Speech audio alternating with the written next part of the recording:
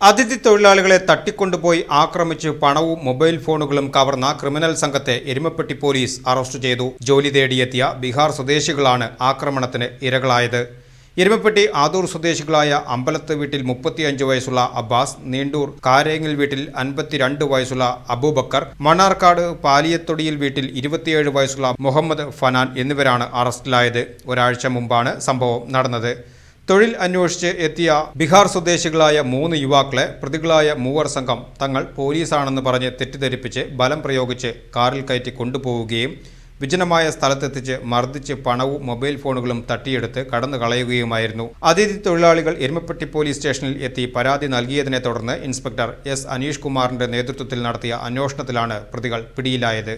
ഒന്നാം പ്രതിയായ അബ്ബാസിനെ എരുമപ്പെട്ടിയിൽ നിന്നും, രണ്ടാം പ്രതിയായ മുഹമ്മദ് ഫനാനെ പട്ടാമ്പിയിൽ നിന്നും, മൂന്നാം പ്രതിയായ അബൂബക്കറിനെ കൃത്യത്തിന് ഉപയോഗിച്ച കാർ സഹിതം നീണ്ടൂരിൽ നിന്നുമാണ് പോലീസ് പിടികൂടിയത്. കോടതിയിൽ ഹാജരാക്കിയ പ്രതികളെ റിമാൻഡ് ചെയ്തു.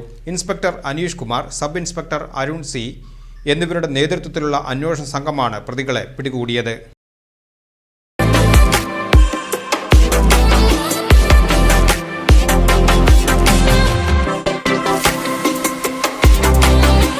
സ്കൂൾ, കോളേജ് എല്ലാവിധ യൂണിഫോമുകളും ഗുണനിലവാരത്തോടെ ഏറ്റവും വിലക്കുറവിൽ ലഭിക്കുന്ന വടക്കാഞ്ചേരിയിലെ ഏക സ്ഥാപനം ലക്ഷ്മി സിൽക്സ്, താളം തിയേറ്ററിന് സമീപം, ഓട്ടുപാറ.